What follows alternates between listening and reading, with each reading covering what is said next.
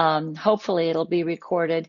And this subject is going to be pretty important. So all month long, you can attend events that I'm hosting on our meetup group. Let me know if you're here. I see that I've got some viewers, and I just want, just say hi to me so I know that somebody's in the room and we can get going. Okay. And I usually that takes a little bit of time. I'm sorry, I'm starting later than I wanted to, but I want to let you know that this topic I think is really important. I didn't, because I was having some technical trouble, I didn't put the websites in there for you to check on. And what I'm doing is announcing events that I host on our meetup group. The meetup group is Asperger's Syndrome Partners, Families, Friends of Adults with ASD. Hi, Mary. Good. Good. Somebody made it. So the events are free to members who are regular annual members of the group, and I hope you join me. And afterwards, after this live, I'll go ahead and put the link in there for you so that you can, I'm all by myself, so I don't have anybody. Normally, Daniela posts this stuff, but it didn't get posted this morning, so I'm on my own to make it happen. The meetup group is really important. This is where you get to meet other people who are in neurodivergent relationships. So we're talking about a neurotypical and someone who's neurodiverse, and you're in a relationship that's neurodivergent. That's how I define it. It's easy to get these terms a little mixed up, so hang in there with me. I'll kind of walk you through it, and if you have questions, please post them in the comment section, and I'm happy to answer them for you. And hopefully a few more people will show up today. I know a lot of people signed up and they may be wondering what happened. Oh, hi, Susan. She said, first time joining. That's great. I'm glad you're here. So feel free to ask me questions. I'll make a little presentation here, but then I usually go over in the comments section and try to answer questions that you might have about what I just mentioned or something different, related different to the topic. I always like to do this holiday season one because those of us in neurodivergent relationships have other stresses that the average family doesn't have. And that's because, of course, we're dealing with autism, high functioning autism, and probably extended families where there are things like autism, ADHD, bipolar disorder. Hi, Magnus. There's lots of other kinds of things that we're dealing with and really don't have a lot of backup. We don't have, it's not the norm. Our families may not totally understand what we're dealing with, our friends. And so this can be pretty stressful. So I hope you join the group. And I'll also be talking about some of my other resources like my books and my recorded course. I'll give you some information about that too. So let's just talk about the presentations that are coming up in December. It's a shorter list because most of us are dancing as fast as we can around Christmas and the New Year at the end of the New Year. So I don't expect you to join any of the events at that time of the year, but hopefully you can get to some of these earlier. So the first conference is a video conference. It's called Is Needing Validation Needy? That's on December 5th and December 7th, and these times are posted on the Facebook page, and they're also posted in the meetup group, and they're also posted on my website, and that's kmarshak.com. You can find me at kmarshak.com. So you can always find out where these are, when these events are happening. And if you're a member of Meetup, you can participate. All you have to do is sign up. The video conference is a small group, and I try to keep it 8 people, 10 people max, so that we can meet with each other. It's not recorded, but I host it at least twice, sometimes 3 times. So it's a small group so that you can talk to each other, learn from each other, ask questions, offer support, find out that you've got people that live in your area, your country, that you can get together with. So is needing validation needy? Here's the mistake. Many people, neurotypicals, are accused of being needy because we're requesting of our neurodiverse loved one, are you noticing me? Are you listening to me? Do you care about me? And that's not being needy, that's validation. That's affirmation for just existing. All right. We offer that to others. We're interactive. We offer that kind of validation to other people all the time. It's like, even though I can't see you because I'm sitting here in my dining room doing this video, but it's nice to know that you're over there making a comment, or a question, because I keep looking over there to see who's joining me. Because I need affirmation, you need affirmation that we're connecting. It's not a neediness thing, if that makes sense. Oh, hi, Debbie. Oh, Debbie says she was late because she was working on my course, and I'll talk about that too. I think that's an asset I'm so excited that I put it together for you. But let me go through these other conferences first. The next video conference is why our neurodiverse partners can't affirm us, why it's so difficult. So first of all, the first conference is needing validation needy? No, it's not.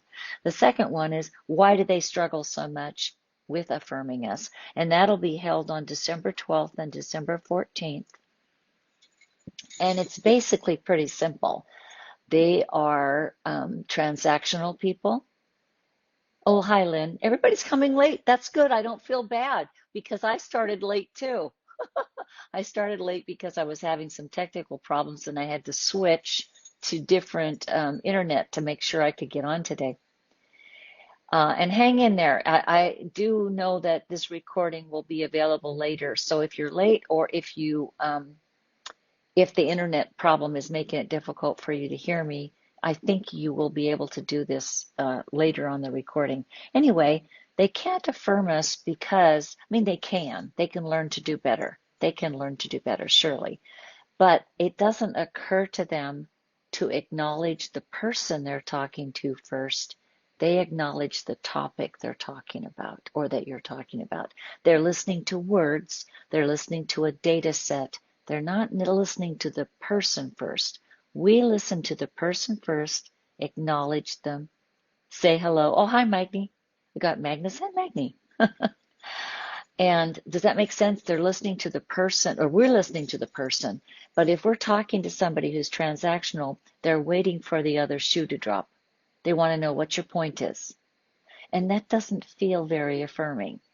They can learn to do better, but it's really tough for them because they store all their information according to those data sets, and I can talk about that in a minute too. The teleconference is on December 13th, so I offer 3 or 4 or 6 video conferences each month, and then I offer one teleconference, which is free to members. And on the teleconference, as many people as want to can participate. It's always recorded, and I have 10 years or more of teleconferences available that you can listen to if you're a member. And because they're recorded, you can listen to them anytime. But it's always fun to attend a live teleconference that's going to be recorded, because we will have different things talked about on that teleconference than from the previous ones. And this is your chance to ask questions too. Oh, Lisa from Cape Cod. Hi, Lisa. This is great. I love it. It's this holiday season. I get to see people that I, don't get to see all the time.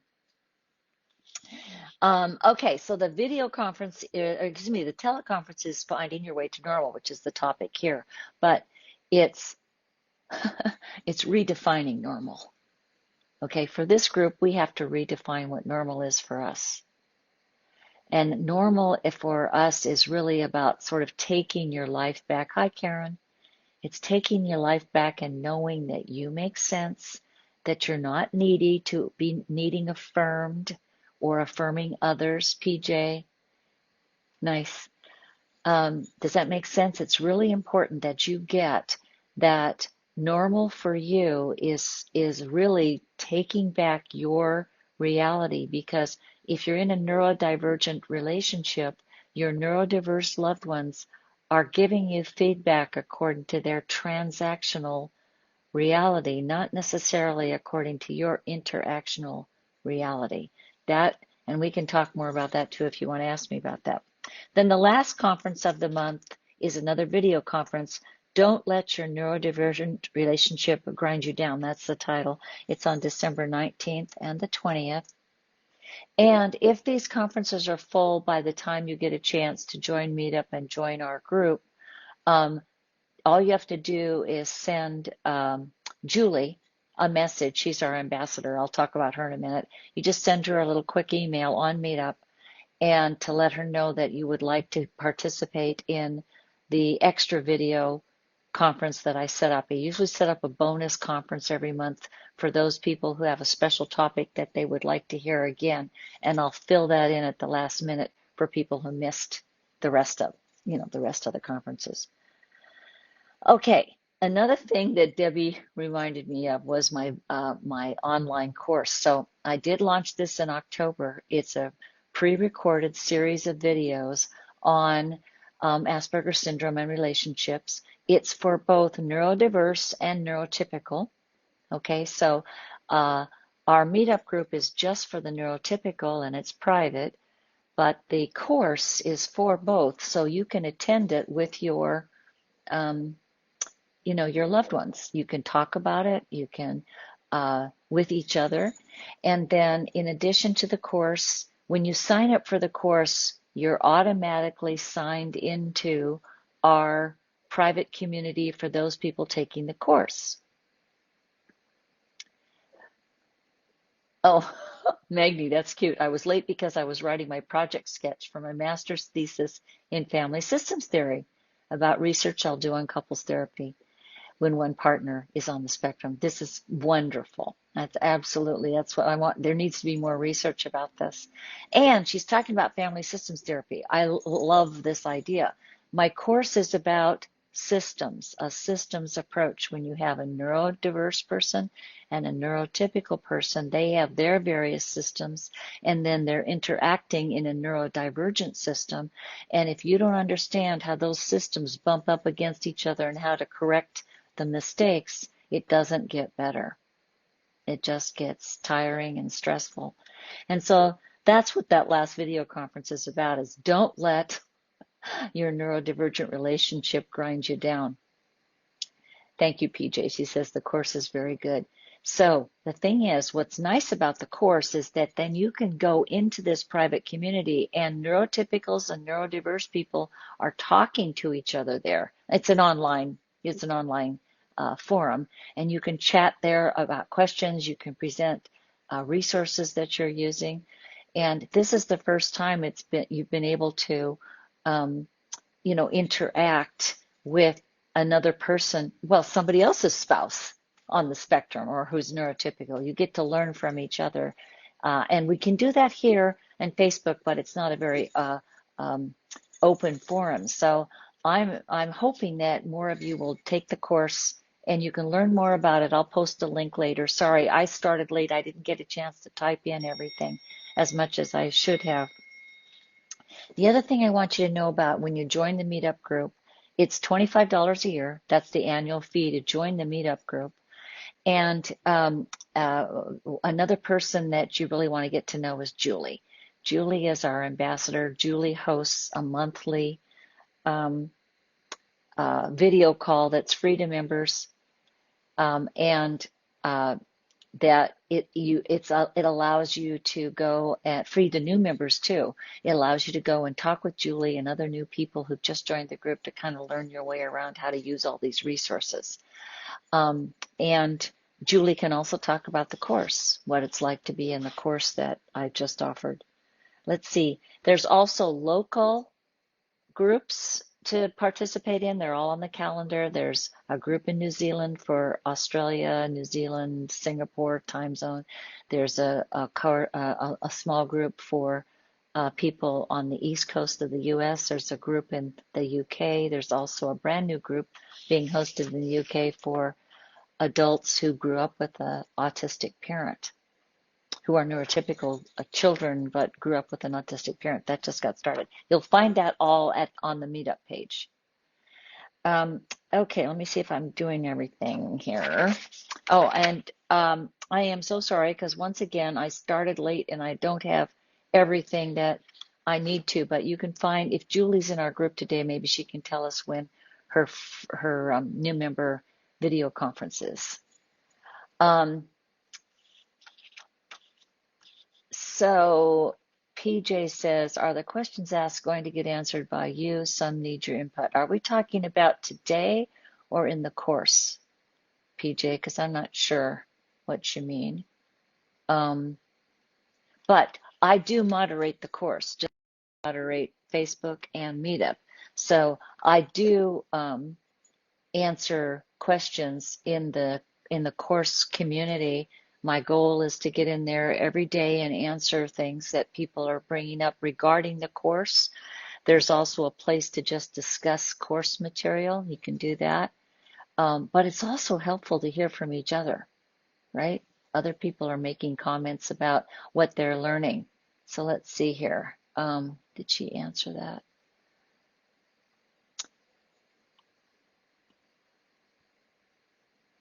Yes, okay.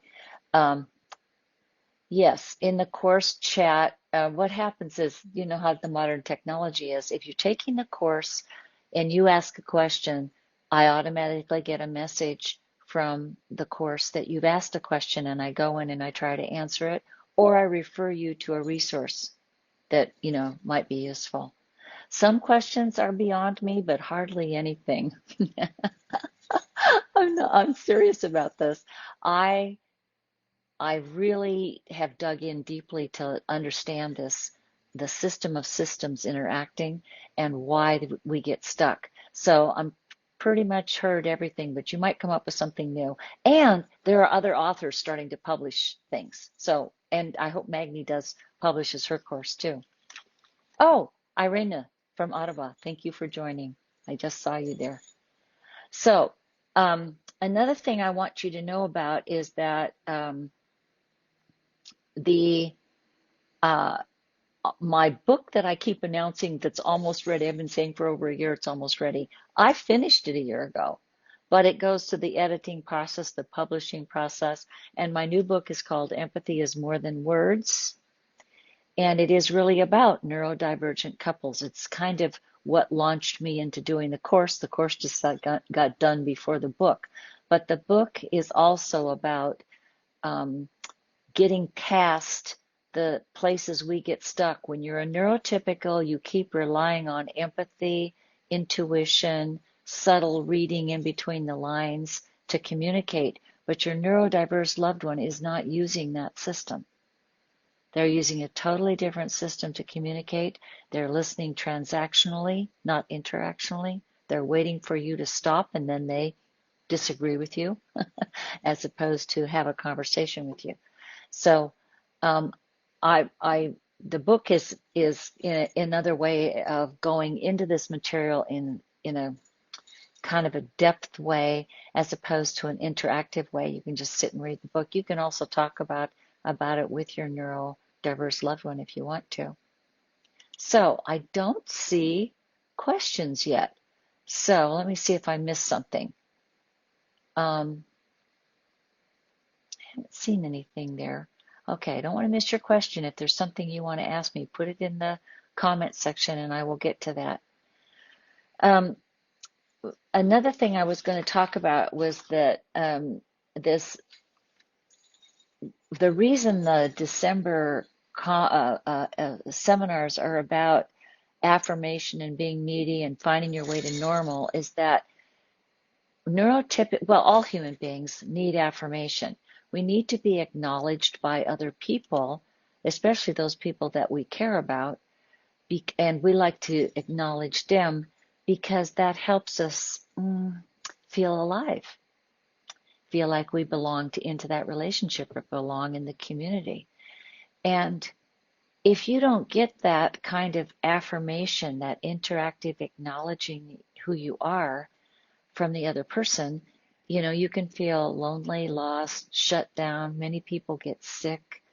So I think of this month as an opportunity to kind of give yourself a gift, right? Give yourself the gift of, I'm okay. I'm going to be who I really am. I'm going to put myself out there and be true to myself, even if my neurodiverse loved one doesn't know how to affirm me very well. They're not very good at it, They may love you and want the best for you, but they often don't, they just don't know how to say, boy, you look nice today, or look at you, got your Christmas bells on. That's so cute. They don't know, they just don't know how to say those things because they're focusing on the words. That's why my book is Empathy is More Than Words. So I think it's important to look at these topics of finding your way back to normal and not allowing the lack of affirmation to shut you down. Yes, Mary, really good question. Can we talk about the holidays and the way we can feel normal? This has been a struggle for me for years. It's typical for those with ASD to not care about the holidays, or she's asking, is it? My husband never has cared about any holidays and hates gift giving, receiving, decorating. Let me talk about the second part first. In many ways, they don't like the holidays because there's all this um, connecting stuff that goes on, right? That's that gift giving. We enjoy giving gifts because even if we have a really tight budget, we want to make the other person happy. We want to acknowledge them, right? We want to say, I thought about you. And we're waiting when they open their present to see if we got it right, if we acknowledge them in a way that's meaningful to them, right? They hate the gift giving a lot of the times. Some of them don't. They're willing to go shopping, but they might hate the gift giving because they don't know how to read the person. They don't know what to do. And they also might have some executive function problems with planning. So shopping in enough time to get the present wrapped up and mailed off to somebody, they may not be very good at all of that, so they kind of pull back. Sometimes they have sensory issues, right? Sometimes they're overwhelmed by the noise of the holiday or the smells. So there's a lot of expectations. So this is really a good time to talk about how to set it up so that they have um, some safety, some emotional safety, and you just can't take it personally. I want to make sure I get back to the first part of this question. Can we talk about how to get back to normal? Okay, you're going to be the one, the neurotypical is going to be the one who manages the holiday. That's a given. You're the one who's going to do the shopping, wrapping the presents, taking the kids to see Santa, or visiting your grandchildren, whatever, arranging those kind of things. Your neurodiverse loved one can be given an assignment. So maybe their job is to make the pies, or maybe their job is to uh, clean up the house. You know, they may do a good job of it or a terrible job of it, but it's easier for them to do something rather than handle the people. You're better at handling the people stuff. You can also sit down with them and make a Christmas list or a holiday list of some kind. You can say, here's the thing, here's the people I want you to take care of. This is your aunt, this is our son, this is our next door neighbor, and here's my suggestions for things you can get for them. I know it seems nutty, but it's easier for them if they have a specific assignment than for you to be normal. It's really to do your very best to have time before and after the holidays when you can regroup. So one of my odd Christmas stories, before I understand that my spouse was on the spectrum, I had a Christmas party and it was really fun. My daughter was just turning 1 that Christmas, and it was her first Christmas. She was born, a couple days after Christmas, and it was her first one. And I was really excited about it. And she was being so cute, and there was all these people, and there was good food, and there was, warm drinks, and the fire was going. It was just your typical, really nice little Christmas in the Northwest. And so I asked my husband at the time, Howard, I said, Howard, go get the camera and take a picture. In those days, we had to have cameras. We didn't have them on our phones. I said, get the camera and take a picture. Take a picture of the baby. Now, I said, take a picture of the baby. You got to know the story. So there I am, and I'm holding her, and I'm looking at her, and I'm thinking she looks so cute. And, I was smiling at her and then looking at the camera and smiling at her and saying, looking at daddy, look at daddy. And then leaning down. And he all of a sudden says real loudly in front of everybody, would you get out of the way? I'm trying to take a picture. And I was so startled that he did that that I stopped. I just picked her up and held her like this so he could take a picture. So what was wrong with that? Yeah, it's kind of interesting, isn't it? I asked him to take a picture of the baby. I gave him a transactional request. What I meant was take a picture of the moment, right? The moment with our daughter and me and the party and the fun.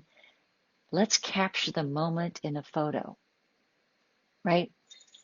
So that's the kind of stuff we need to keep taking back. If you know you're having a holiday with a neurodiverse person and you've got a neurodivergent family, you're going to have moments like that one. It's really not just me. And that's when you say, wait, wait, wait. What I meant was take a picture of us. And you smile and you let him take the picture. And my spouse probably could have redirected himself to do a picture of the two of us. Or I could have said, hand the picture to Sharon and have her take a picture of all three of us so that we have a family picture for the holiday since she was my only child at the time. Okay, so let me go down here. I want to make sure I'm getting to the other piece of this. I think I answered that. Oh, and so in terms of taking your life back, you have to have energy before the holiday and energy to regroup after, because there's going to be a lot on you to manage all that uproar. Plus, I wouldn't make the mistake that I made. I wouldn't have a lot of people over where you have to manage all the neurodivergent mix-up that's going on. It's too much trouble. Make it a calmer, quieter Christmas if you can.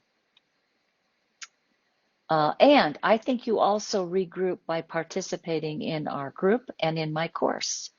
You'll have a community with the course that you can participate in. You get support that way. You find out you're not the only one who has to deal with this stuff, right? It's really important that we, acknowledge each other and get help. Let's see here. There's a whole bunch of things. Yeah, Maggie says systems theory is the best. It's absolutely, this is not a easy life. You can only understand what's going on here if you understand systems theory. We can talk more about that if you want to. But I talk about it in the course. Let's see here. Irina says, why is it that neurodiverse partner needs affirmation in heaps but cannot see that reciprocity is necessary? So, Irina, that's a good question. All human beings want affirmation. All human beings want to be heard. All human beings want to be understood. We're social. The problem is for people on the spectrum, they're not listening for your signals about what would affirm you. They may say things like, let me take care of that, or I would do it this way. They might give you advice when you just want some support. So they're not listening. They're not interactional. They're transactional. So they're listening for facts, figures, a data set, agendas. They're not, does it make sense? They're not looking at you. They're listening to the words and the content, so that's what they respond to, and they think they are being supportive. They often will say, well, just tell me what you want, as if you haven't been. So this is an important question. I clear this up in the course and in our support groups a lot. Your interactional neurotypicals expect we grow through conversations. Give and take conversations, reciprocal understanding back and forth. That's how we get everywhere. They don't do it that way. They wait for something to make sense to them and then they comment on it or they walk out of the room. So Maggie says, I had a heartbreaking conversation last night with my ex. He'd been in therapy and was feeling terrified that something is wrong with him. I lost my words. There was probably knowing the answer, but I had no idea how to address it. Um, this is a long one, Magni. Oh, without scaring him more, what could I say? Um, oh, that's sweet. How do I help my neurodiverse loved one feel okay about therapy or things that come up in therapy? Because it can be quite distressing to them as it would be for anybody. But when we're distressed, we reach out. We talk it through. We don't let it wait. We don't sit on it forever. Okay? So they don't know that there's a process that goes on that helps them. But I think I say this to my clients all the time that are neurodiverse. I say, stay with me. Hang in there. We'll get to the bottom of this. There will be answers here. It depends on how much leverage you have. You can also encourage him to go back to therapy and ask his list of questions. He doesn't just have to go away feeling horrible. So PJ says, my AS husband gets reactive when he is told to do anything. Teach me how to communicate so he won't be offended. Nothing seems to work. Oh, um, yeah, it's not about, it's about staging it. They're willing to listen to a suggestion, but it has to be presented in such a way that you let them adjust to the fact that you're offering something for them. They're listening to your words, so they think that's all that's going on, as opposed to we're assessing what they need. That's what PJ's talking about. She's assessing what he needs and she's offering, or Magni. She's assessing that her spouse was distressed about therapy. And so we're always assessing that, and we're assuming that they're going to be assessing back, but they don't. So you can say, I have an idea about that, but maybe we can talk later about it. Or maybe you send an email a little bit later and say, when we had this conversation this morning, I was thinking about it. Hope you don't mind. Here's something I thought might help. So you have to give them enough time to process because they're transactional, which is all cognitive. We're intuitive, we're emotional, we stream consciousness in and out. Does that make sense? I hope it does. And another thing that PJ's bringing up here, I want you to understand this, that when she says nothing seems to work, that's not true. But after a number of years of your relationship being strained because of the arguing and the misunderstanding and the hurt feelings and the animosity, don't expect this to turn around because you try one of Dr. Marshak's, solutions. It might take a few times before people start, seeing other options. So hi, Ellen, you made it. It says, not only do we have Christmas holidays approaching, our son's wedding is New Year's Eve. My husband has already started with his major personal attacks. I'm not sure how to navigate the next 35 days. Oh, that's another really good point. Those personal attacks. How many of you have a neurodiverse partner who just, they become angry as the tension of the holiday season or a wedding coming up is escalating? It's really common. They're not aware of how to process that distress. So again, I think we could work with, it's easier if they understand they're on the spectrum. Okay, so it's easier if they have a diagnosis. Excuse me. If that's the case, then we can say, it's really better if we take our time to plan some ways to take care of you and me during this time. And so, maybe they have a few extra days where they can do nothing but gardening because that's their passion and they just get it out of their system. It's not okay to be cruel to you. It's not okay. So if you're the punching bag because they don't know how to deal with their distress, that's not fair. All right, so we want to stop that. And you can take breaks too. Okay, you can say, you know what, you're really stressed. I'm going to go play a game of tennis with my girlfriend. And when I come back, let's have dinner and kind of start over. So, don't let that stuff be on a roll. My experience over the years was that they would begin, my SB loved ones would get really difficult and, you know, nasty to me and criticize me. And then when the event arrived, they were kind of okay with it. You know, they expelled all of their distress before then. They didn't help much with the holiday, but they were still much happier at the party than before. So there's this anticipation that they feel. We can get a little stressed about it too because we want everything to go well, but they get really distressed. So they need to be, you know, they need calming systems. Um, PJ say we solve it by being in different states for the holidays, more peaceful. Sometimes that's true, right? Or like I said, you just have a little quiet, nothing holiday. Not nothing, but just you or maybe a couple of the kids. But if it starts getting bigger, they can get really, really overwhelmed. Yeah, Mary says, so true. Giving them a break by you taking a break helps you both. It's important that you realize that. So the idea of regrouping, finding your way to normal during the holiday season, it's really about your normal.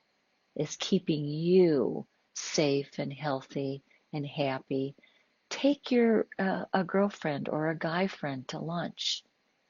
Just have a little you time so that you go, oh, that's right, that's who I am. I know how to talk comfortably, as a neurotypical, I know how to do that. And other people find me easy to be with. It's really so important because your neurodiverse loved ones can make you believe that you're just a difficult, difficult person when you really aren't. It's just that those systems colliding, that's what I talk about it in my course.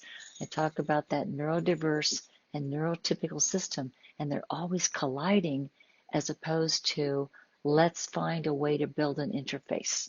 Let's find a way to make them okay, but not always on the same page.